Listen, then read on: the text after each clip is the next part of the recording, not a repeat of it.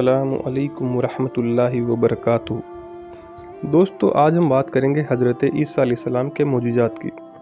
حضرت عیسیٰ علیہ السلام نے بنی اسرائیل کے سامنے اپنی نبوت اور معجزات کا اعلان کرتے ہوئے تقریر فرمائی جو قرآن مجید کی سورہ آل عمران میں ہے۔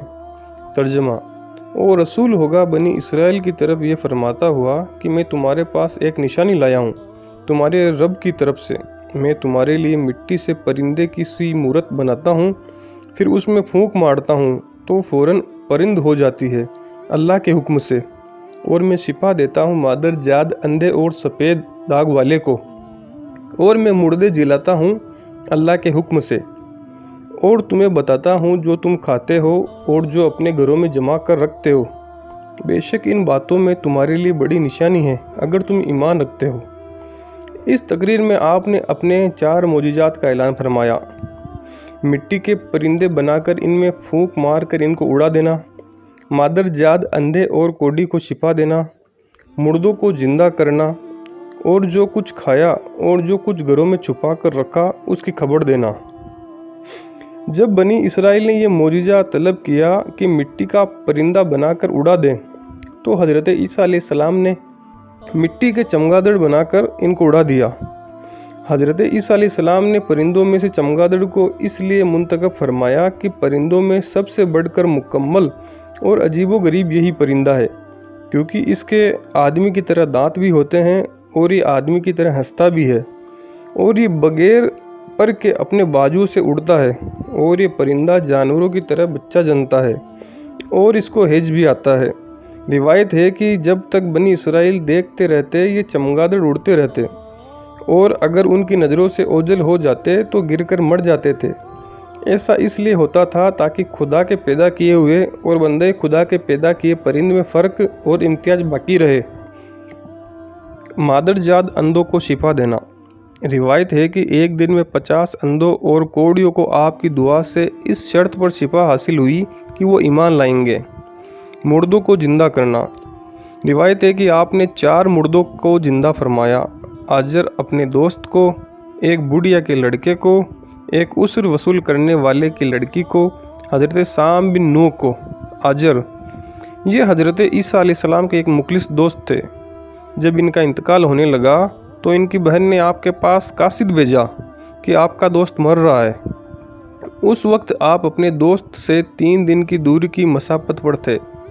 آجر کے انتقال و دفن کے بعد حضرت عیسیٰ علیہ السلام وہاں پہنچے اور آجر کی قبر کے پاس تشریف لے گئے اور آجر کو پکارا تو وہ زندہ ہو کر اپنی قبر سے باہر نکل آئے اور برسوں زندہ رہے اور صاحب اولاد بھی ہوئے۔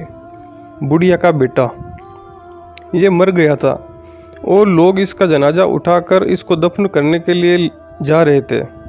ناگہاں حضرت عیسیٰ علیہ السلام کا ادھر سے گزر ہوا تو وہ آپ کی دعا سے زندہ ہو کر جنازے سے اٹھ بیٹھا اور کپڑا پہن کر اپنے جنازے کی چارپائی اٹھائے ہوئے اپنے گھر آیا اور مدتوں زندہ رہا اور اس کی اولاد بھی ہوئی۔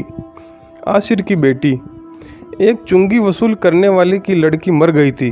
اس کی موت کے 1 دن بعد حضرت عیسیٰ علیہ السلام کی دعا سے زندہ ہو گئی اور بہت دنوں تک زندہ رہی اور اس کے کئی بچے بھی ہوئے۔ حضرت سام بن نوح۔ اوپر کے تینوں مردوں کو آپ نے زندہ فرمایا تو بنی اسرائیل کے سریروں نے کہا کہ یہ تینوں در حقیقت مرے ہوئے نہیں تھے بلکہ ان تینوں پر سکتہ طاری تھا، اس لیے وہ ہوش میں آ گئے۔ لہٰذا آپ کسی پرانے مردے کو زندہ کر کے ہمیں دکھائیے۔ تو آپ نے فرمایا کہ حضرت سام بن نوح کو وفات پائے ہوئے 4000 برس کا زمانہ گزر گیا۔ تم لوگ مجھے ان کی قبر پر لے چلو، میں ان کو خدا کے حکم سے زندہ کر دیتا ہوں۔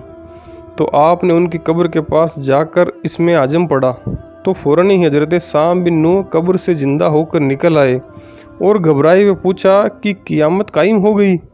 پھر وہ حضرت عیسیٰ علیہ السلام پر ایمان لائے۔ پھر تھوڑی دیر بعد ان کا انتقال ہو گیا۔ حدیث شریف میں ہے کہ حضرت عیسیٰ علیہ السلام اپنے مکتب میں بنی اسرائیل کے بچوں کو ان کے ماں باپ جو کچھ کھاتے اور جو کچھ گھروں میں چھپا کر رکھتے وہ سب بتا دیا کرتے تھے۔ جب والدین نے بچوں سے دریافت کیا کہ تمہیں ان باتوں کی کیسے خبر ہوتی ہے تو بچوں نے بتا دیا کہ ہم کو حضرت عیسیٰ مکتب میں بتا دیتے ہیں۔ یہ سن کر ماں باپ نے بچوں کو مکتب جانے سے روک دیا اور کہا کہ حضرت عیسیٰ جادوگر ہے۔ جب حضرت عیسیٰ بچوں کی تلاش میں بستی کے اندر داخل ہوئے تو بنی اسرائیل نے اپنے بچوں کو ایک مکان کے اندر چھپا دیا کہ بچے یہاں نہیں ہیں۔ آپ نے پوچھا کہ گھر میں کون ہے؟ تو شریروں نے کہہ دیا کہ گھر میں سور بند ہیں۔ تو آپ نے فرمایا کہ اچھا سور ہی ہوں گے۔ چنانچہ لوگوں نے اس کے بعد مکان کا دروازہ کھولا تو مکان میں سے سور ہی نکلے۔ اس بات کا بنی اسرائیل میں چرچا ہو گیا اور بنی اسرائیل نے گیج و غضب سے بھر کر آپ کے قتل کا منصوبہ بنا لیا۔ یہ دیکھ کر حضرت عیسیٰ علیہ السلام کی والدہ حضرت بی بی مریم آپ کو ساتھ میں لے کر مصر کو ہجرت کر گئی۔ اس طرح آپ شریروں کے سر سے محفوظ رہے۔